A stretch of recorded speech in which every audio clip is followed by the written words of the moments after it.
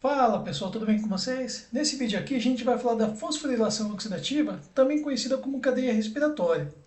Essa daqui é a última etapa da respiração aeróbica. Já a respiração aeróbica é composta de três etapas. Glicólise, que ocorre no citoplasma e aloplasma da célula. Já ciclo de Krebs e cadeia respiratória ocorrem dentro da organela mitocôndria. Essa nossa última etapa aqui, comparando com as outras duas anteriores, essa daqui é aquela que produz maior quantidade de ATP produzido, ou seja, é nela que ocorre maior rendimento energético. E ela ocorre dentro da mitocôndria, assim como o ciclo de Krebs. Só que ela ocorre dentro da membrana interna da mitocôndria e no espaço intermembrana. Já vou desenhar isso aqui para vocês. Em relação aos nomes, fosforilação oxidativa é um termo mais utilizado em nível superior e já no ensino médio, de maneira geral, utiliza-se mais o termo cadeia respiratória, embora isso não seja a regra. Bom, tanto o ciclo de Krebs como a fosforilação oxidativa, gente, elas não são únicas do metabolismo de carboidratos. Na realidade, eles fazem parte do metabolismo de carboidratos, lipídios e proteínas. Aqui, essa figurinha resume tudo. Se a gente pegar a via dos carboidratos, a glicose, frutose e galactose, elas sofrem glicólise, né? E o produto final é piruvato. Aí o piruvato ele vai ser convertido em acetil-CoA, que vai entrar no ciclo de Krebs. Só que é o seguinte, os lipídios que são feitos majoritariamente de ácidos graxos, esses ácidos graxos vão ser fragmentados em acetil-CoA, que também vai entrar no ciclo de Krebs. Já os aminoácidos, eles podem entrar em três momentos aqui nessa via metabólica.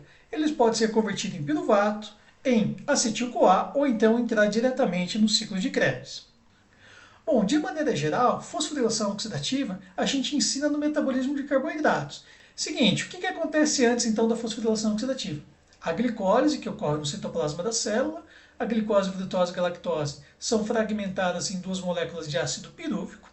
O ácido pirúvico, produzido então no citoplasma, ele entra na mitocôndria e lá ele vai ser fragmentado em acetil-CoA, que é uma molécula de dois carbonos, vai ser fragmentado também em gás carbônico, que é expelido do corpo através do pulmão, e vai gerar uma molécula de NADH.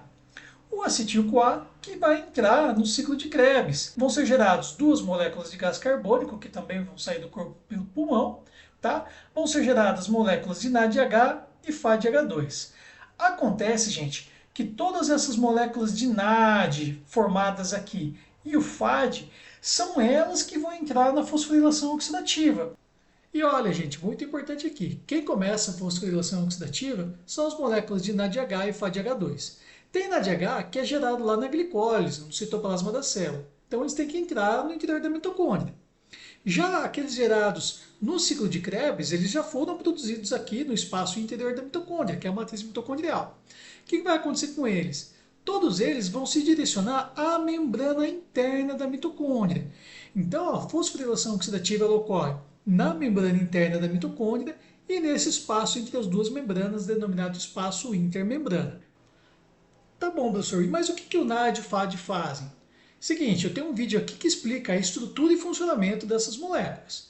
O que vocês têm que ter na cabeça é que eles são transportadores de elétrons e hidrogênios, íons H+. O que acontece? Os NADH e FADH2, ao chegarem na membrana interna da mitocôndria, eles vão perder aquilo que eles estavam transportando, ou seja, eles vão perder os seus elétrons e seus hidrogênios.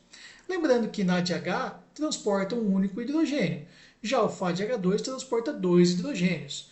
Os hidrogênios, gente, eles vão estar sempre na forma de íon H+, tá bom? Seguinte, quando o NADH e FADH2 chegarem na membrana interna, os elétrons vão ficar sobre a membrana interna da mitocôndria. Já os íons H+, eles vão ser alocados no espaço intermembrana, ou seja, eles vão ficar no espaço entre membrana interna e membrana externa da mitocôndria. E o que acontece no final da fosforilação oxidativa? Então esses carinhas aqui, os elétrons e hidrogênios, ao final de todo esse processo, eles vão se juntar com o gás oxigênio que a gente obtém na inspiração, certo? Na respiração externa, né? Que a gente pega do ambiente atmosférico e joga para dentro do pulmão. O gás oxigênio, então, no pulmão cai na corrente sanguínea e vai até as células do nosso corpo. Lá nas células, então, na mitocôndria, o gás oxigênio vai se juntar com os elétrons e íons H+, e vão formar a molécula de água. Então, veja bem, início de fosforilação oxidativa, a gente vai ter os íons H+, e elétrons transportados por NAD e FAD, Eles vão se juntar com o gás oxigênio e vão formar a molécula de água. Beleza, para a gente entender o funcionamento da fosforilação oxidativa, a gente tem que conhecer bem a anatomia da mitocôndria. Então aqui está uma mitocôndria desenhada, olha, membrana externa, membrana interna que tem uma dobrinha para dentro, o espaço entre essas duas membranas, que é denominado espaço intermembrana, e aqui a matriz mitocondrial. Veja bem, gente, na membrana interna existem alguns complexos de proteínas que são enumerados em algarismos romanos. Então aqui complexo 1, complexo 2, complexo 3, complexo 4 e o complexo 5 aqui. Esse complexo 5 muitas vezes ele é chamado de complexo ATP sintase. E além desses complexos, a gente tem uma proteína aqui chamada ubiquinona, representada pela letra Q, e o citocromo C, que está aderido ao complexo 4. Seguinte, gente, o NAD e FAD, eles chegam respectivamente no complexo 1 e complexo 2. Então lembra que eu falei para vocês lá no vídeo de NAD e FAD? Olha, são duas moléculas que funcionam como um caminhãozinho que transporta hidrogênio e elétron. Então o NAD ele vai estacionar no complexo 1 e o FAD vai estacionar no complexo 2. E ali eles vão liberar o que eles estavam transportando, tá bom?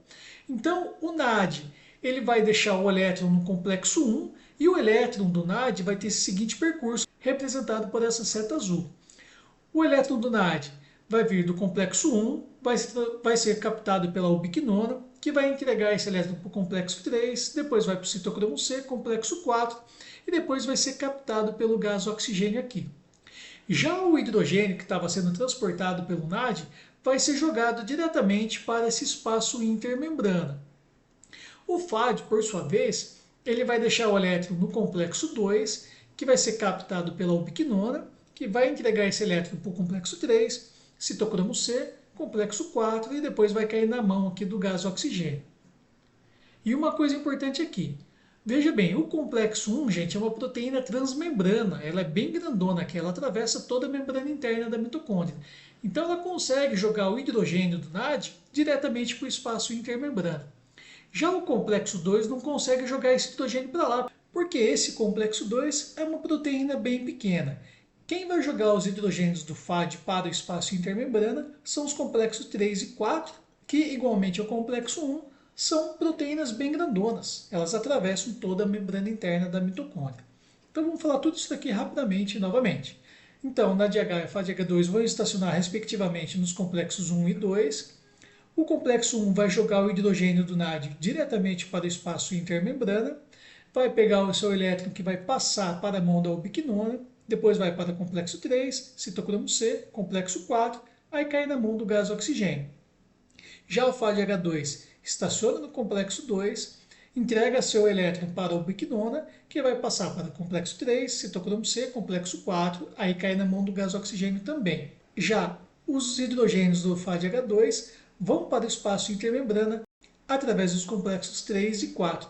Então é isso que eu coloquei aqui para vocês.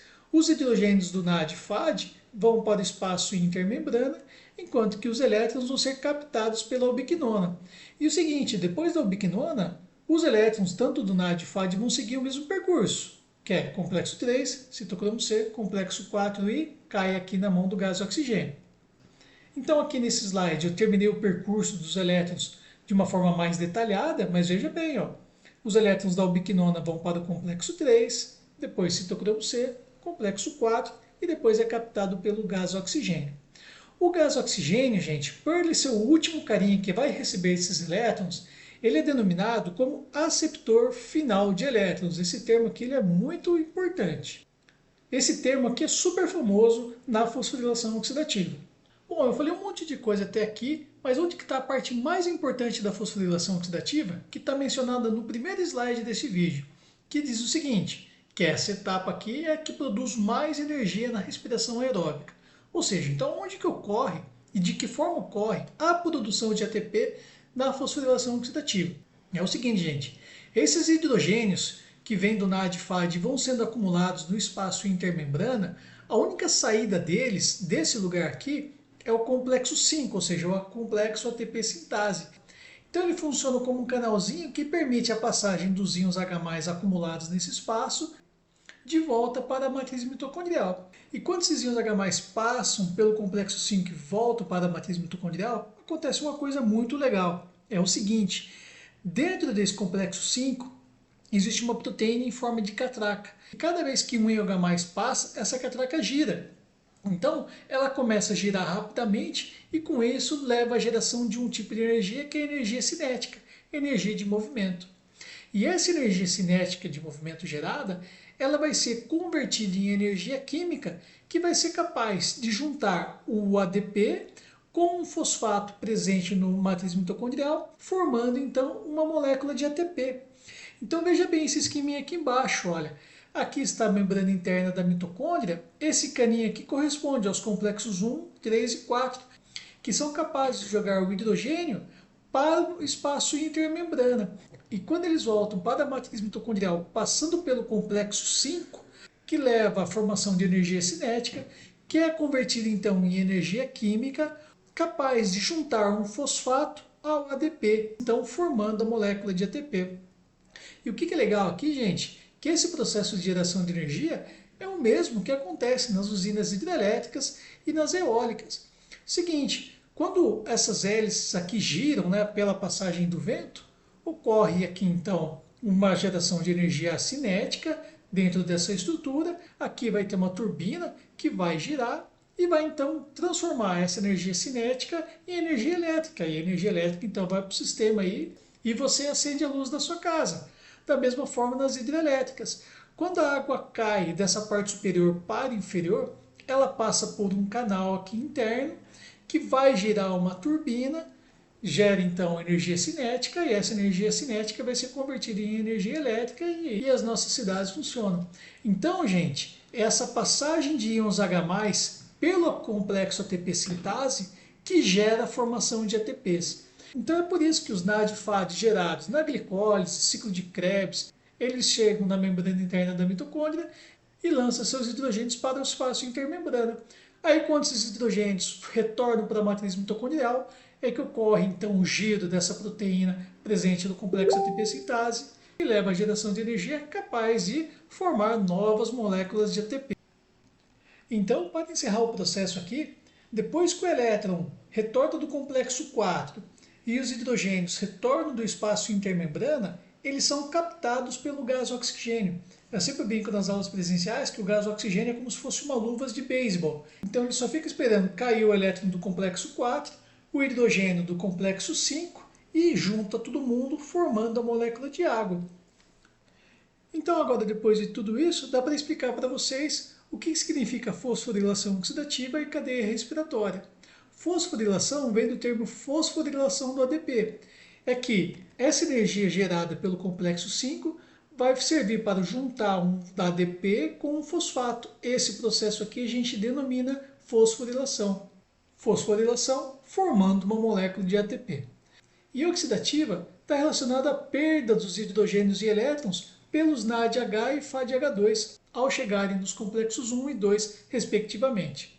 Já o termo cadeia respiratória estão relacionadas à sequência de moléculas transportadoras de elétrons presentes na membrana interna da mitocôndria, que são os complexos 1, 2, 3, 4, além da ubiquinona e citocromo C. Então, para encerrar aqui a aula, a gente vai ver o que foi formado na fosforilação oxidativa. Já falei para vocês que foi formada a molécula de água, né? Os hidrogênios e elétrons oriundos do NADH e FADH2 e o oxigênio vindo do gás oxigênio que a gente inspira, tá bom? Em relação à quantidade de ATPs gerados, o NADH vai formar sempre 3 ATPs, enquanto que o FADH2 vai formar 2 ATPs. E para a gente fazer um balanço de ATPs gerados, aqui eu peguei uma figura que junta glicólise, fase anterior e ciclo de Krebs. Lembrando que na glicólise são gerados 2 NADH, na fase anterior também, já no ciclo de Krebs são gerados 6 NADH e 2 FADH2. Então vejam bem, gente, na glicólise são formados 4 ATPs na segunda etapa da glicólise. No ciclo de Krebs são formados 2 moléculas de ATPs. Já na fosforilação oxidativa, então, vamos juntar os NADs e FADs que vieram. Da glicose vieram 2 NADH, na fosforilação oxidativa vão formar 6 ATPs. Na fase anterior vieram 2 NADH também então vão gerar na fosforilação oxidativa 6 ATPs. Já no ciclo de Krebs, veja bem, vem um monte de NADH e FADH2, certo? 6 NADH, que vão gerar 18 ATPs, e 2 FADH2, que vão gerar 4 ATPs. Juntando tudo isso, nós temos 6 ATPs do ciclo de Krebs e glicólise, 34 ATPs da fosforilação oxidativa.